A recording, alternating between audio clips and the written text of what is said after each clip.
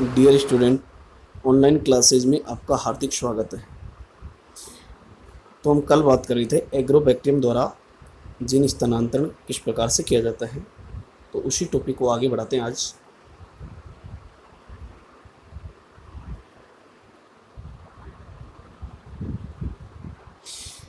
देखिए, टीआई क्षेत्र जो आप बात कर रहे थे, टीआई प्लाज्मिड की, एग्रोबैक्टीरियम का टीआई प्लाज्मिड की बात कर रहे थे। टीआई क्षेत्र पादप कोशिका में स्थानांतरित कर दिया जाता है एवं यह क्षेत्र जीनोम द्वारा अंतर्ग्रहित कर लिया जाता है। फलस्वरूप पादप कोशिका रूपांतरित हो जाती है। देखिए, ट्यूमर निर्माण कि ट्यूमर कैसे बनती है। एग्रोबैक्टीरियम ट्यूमिफिशियंस अनेक द्विबीजपत्री पादपों का रोगजनक है।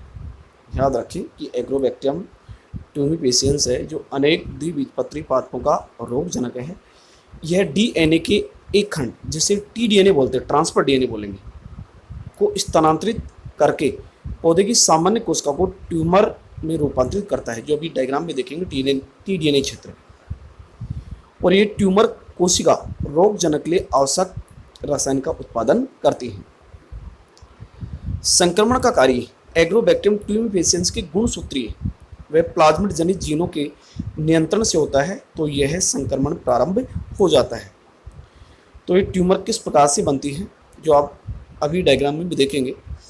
अगले पेज के ऊपर चलते हैं।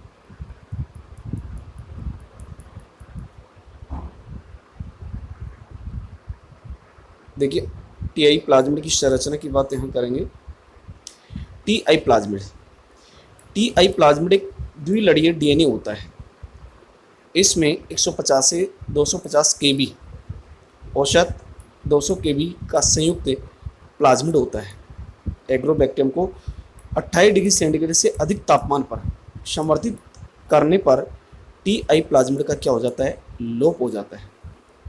कि जब एग्रोबैक्टीरियम को 28 डिग्री सेंटीग्रेड से अधिक तापमान पर संवर्धित करते हैं तो टीआई प्लाज्मिड का क्या हो जाता है, लोप हो जाता है।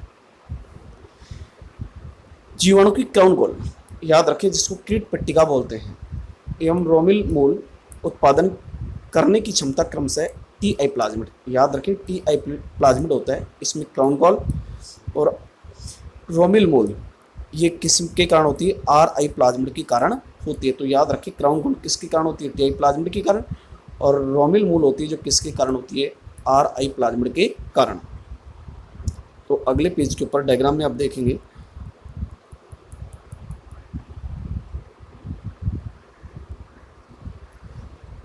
देखिए, ये है टीआई प्लाज्मिड जिसकी बात कर रहे थे।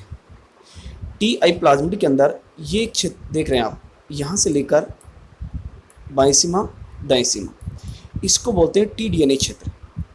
क्या बोलते हैं, टीडीएनए। अर्थात इसके अंदर ऑक्सिन, साइटोकाइनिन का संश्लेषण करने वाले क्या पाए जाते हैं, जीन पाए जाते हैं। अर्थात एग्रोबैक्टीरियम में अनेक द्विबीजपत्री पौधों का रोगजनक होता है, और यह डीएनए के खंड जिसकी बात कर रहे थे, टीडीएनए, ट्रांसफर डीएनए, को स्थानांतरित कर पौधे की सामान्य कोशिकाओं को ट्यूमर में रूपांतरित करता है। और ये ट्यूमर कोशिकाएं रोगजनक के लिए आवश्यक रसायनों का उत्पादन करती है। इसी के अंदर एक प्रकार से ऑक्सीन का संश्लेषण करने वाले जीन पाए जाते हैं, साइटोकाइनिन का संश्लेषण करने वाले क्या पाए जाते हैं, जीन पाए जाते हैं। और ये ओपाइन है, आप देख रहे हैं।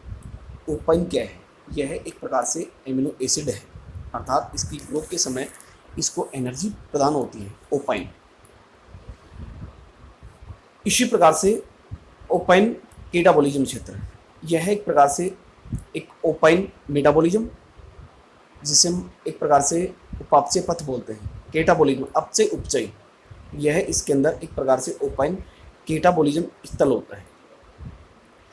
प्रतिकृतन का उद्गम स्थल, ओआरआई, ओरिजिन ऑफ रेप्लिकेशन, कि यह वह स्थल होता है जो प्रतिकृति प्रारंभ करने के लिए आवश्यक होता है।